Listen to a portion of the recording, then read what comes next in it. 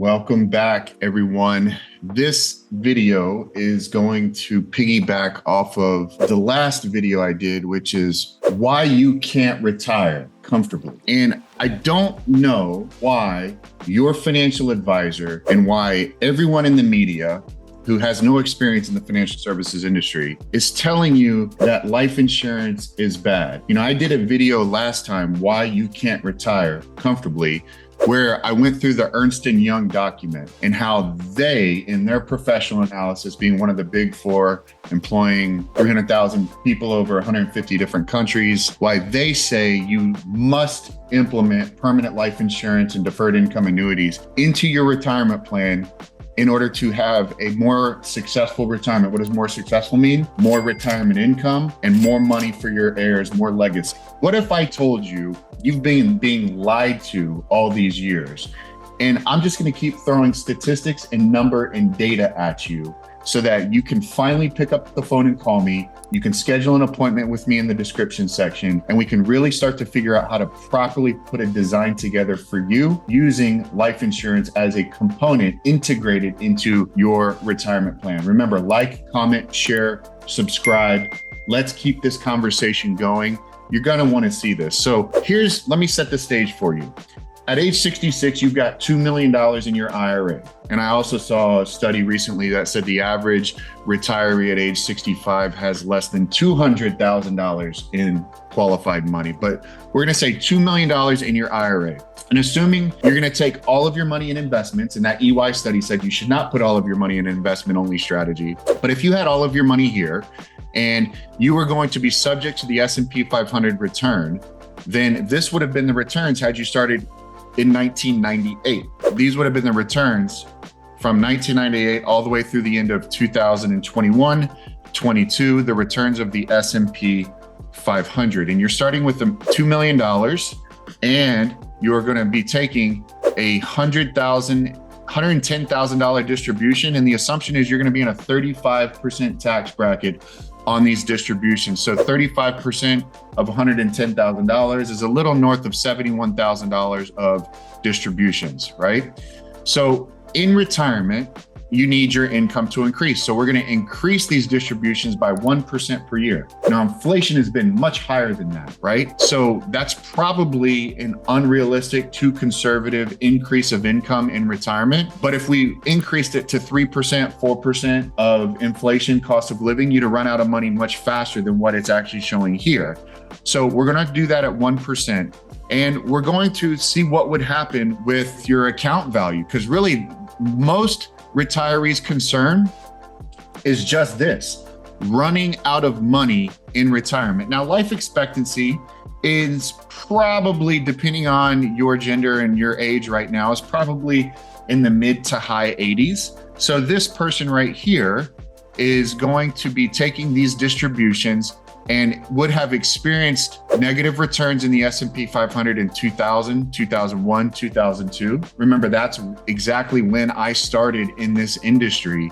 And I did a video a couple videos back about why wealth preservation solutions is so important to me and so close to my heart, because this shaped my existence in the financial services field. So -9, -10, -23, -37%. And I saw this happening with my own eyes. Retirees taking distributions during what would be known to be called the lost decade, because the S&P 500 actually had a negative return over that 10-year period of time. But they were taking proper distributions, and you can see that the account balance would have been decreasing. And so your need for income doesn't decrease in retirement, your inflation doesn't decrease in retirement, and most likely your taxes do not decrease in retirement. And remember, we're only assuming a 35% levelized tax rate here. So the challenge becomes, or the scary part becomes, is how do you manage these negative returns in your retirement portfolio? Now, having 100% of your money in the S&P 500 is not recommended in going into retirement. And any financial advisor, any retirement planner will tell you that. So this is not indicative of what you should do going into retirement. It's illustrating the example of the volatility that we're experiencing. But I think I'm also being fair by only increasing income by 1% per year and only keeping taxes at 35%. Because guys, you've seen the videos that I've been doing about income, or about our federal deficit, our federal spending, our federal interest rate, where our federal budget is going allocated, and that whoever gets into office, they're going to try to raise rates. Now, maybe saying one person may not want to raise rates, but it still has to go through the House of Representatives and the Senate. And those people, most of them having never been business owners, don't understand how the economy really works. And so they're going to try to raise income taxes on us, tax rates on us. So a proper allocation is probably going to be 50% equities, 40% fixed income, 10% cash. But in a decreasing interest rate environment, those bonds are going to be yielding less. In an increasing tax environment, you're still going to be cannibalizing your assets. So there's some issues with the traditional model of financial planning, which is why wealth preservations is what I do and what we focus on. But that is what happens when all of your money is exposed to market returns. Now, this is what happens when you properly integrate life insurance, there I go, I said the word again, life insurance into your retirement plan. So starting with the same $2 million account balance at the same year of 1998, exposed to the same market returns that the other example showed, the difference here is that following years of negative returns in the market, if you had the ability or had built up cash value in your permanent life insurance plan or some type of wealth preservation asset protection vehicle, and instead of taking the distributions from your investment portfolio IRA, you took the distributions from the life insurance plan. And remember, these are tax-free distributions. So where $112,000 from your IRA is the equivalent of a net after-tax distribution of about $73,000 in a 35% tax bracket, we only need to take $73,000 from the life insurance because it's a tax-free distribution. So you can see the net income over here is staying the same and increasing by that 1% rate every year, even though after every subsequent negative year in the equity investment portfolio, we're not taking the distribution from that account. That's that downside volatility buffer Ernst Young talks about. It creates the ability for your portfolio to rebound off of that negative performance. And it allows you to take distributions from a fixed asset from a tax-free perspective. And if that is all you did, all you did during your retirement lifestyle or lifetime, then your retirement account value would have been $1.5 million using this strategy of taking tax-free distributions during negative stock market performance from your retirement portfolio, as opposed to the traditional method where everything's invested, stocks, bonds, mutual funds, and you would have run out of money by your age 89 or 90. You'd had no more money left in your account value. So the other thing that I want to bring to your attention is that this takes a little bit of foresight and a little bit of planning. So you can, but it's not recommended that at age 66, you reallocate money to from your qualified plan to this life insurance policy. We have a different strategy on how to do a qualified plan exit. You should watch that video, which is similar to a Roth conversion strategy where we can help finance the taxes. We can use institutions to finance the taxes. We don't finance them, but we can use an institution to finance the taxes so the full amount goes in. But that's the Roth conversion strategy. This is a retirement distribution strategy. So if we started at your age 45, now you may not be 45, you may be a little bit older, that's fine. We can customize the design to you. But if you start at age 45, and remember that Ernst Young study, you should say 10 to 30% of your annual savings needs to be allocated to a permanent life insurance strategy. Watch that video. And so if that's $20,000 a year being allocated, now this is I'm going to talk about a couple different things here, but this is a whole life policy that I'm illustrating on this one. I'm also going to show an index. I'm also going to show a variable. So all of you haters in the insurance world where we try to beat up on ourselves, don't start that in this text. I'm showing all three, whole life, IUL, and I'm showing VUL, okay?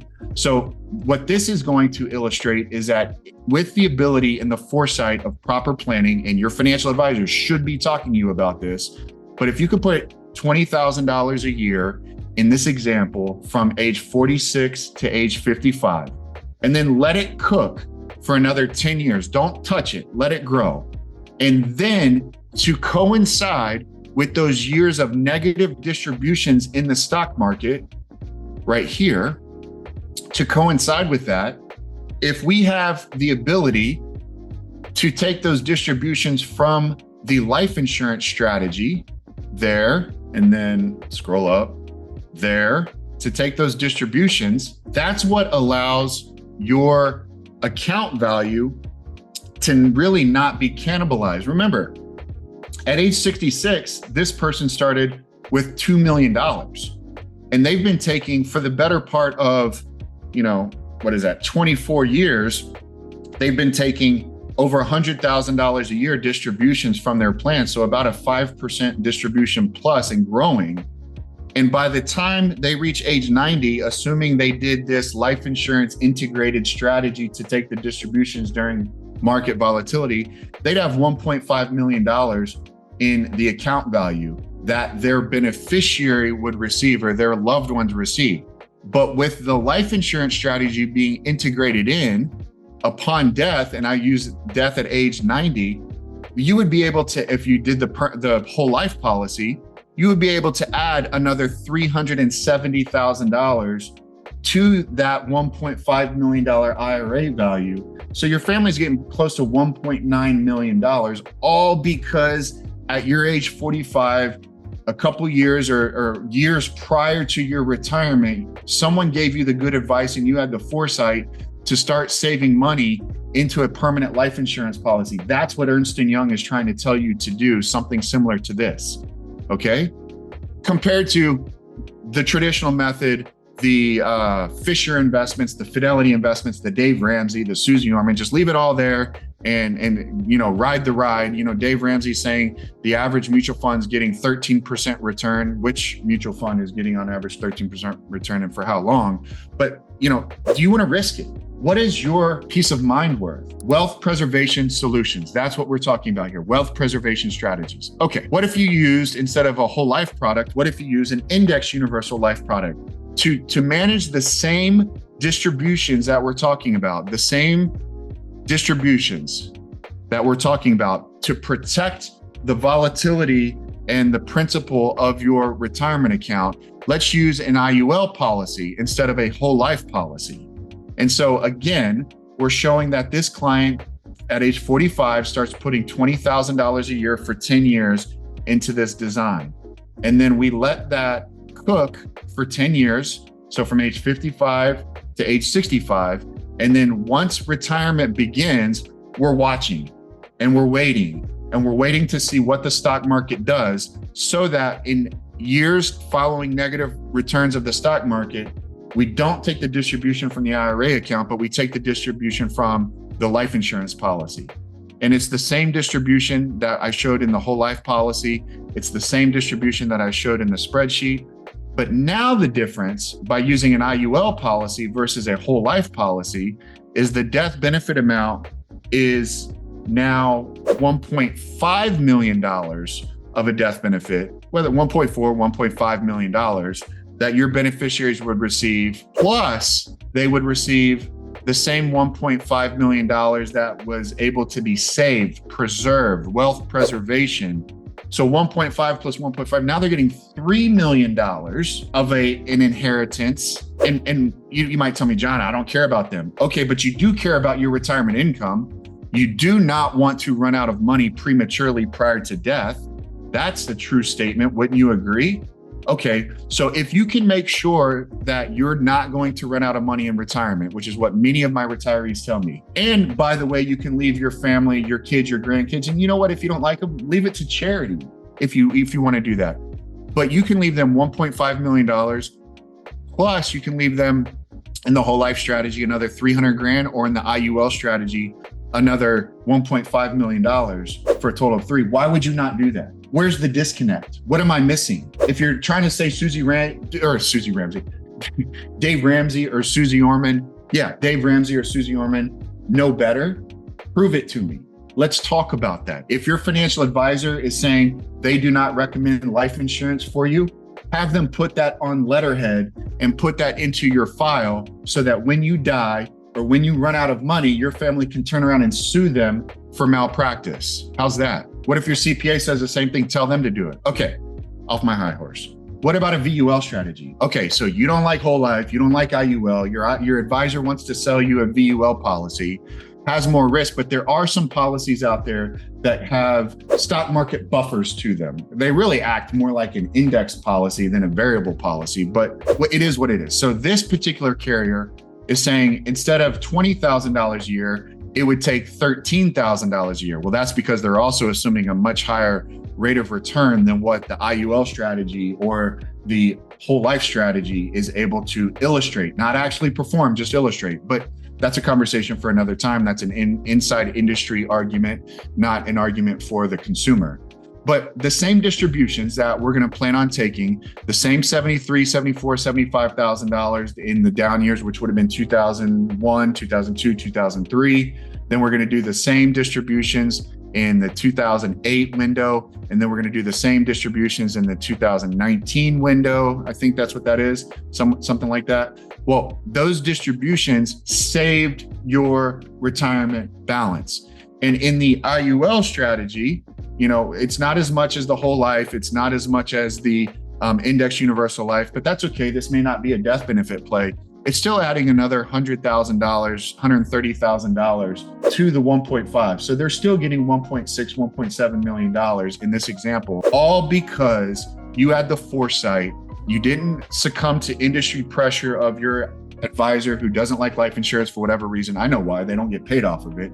Or Dave Ramsey, Susie Orman, your CPA, but you used Ernst Young's advice. You listened to what I'm telling you, and you properly integrated a volatility buffer using permanent life insurance for your retirement strategy to make sure you do not run out of money in retirement. Remember to like, comment, share, subscribe. Let's talk about this. Reach out to me, DM me, set up an appointment with me. Click that link to meet with John. Let's continue the conversation. I'll see you in the next video.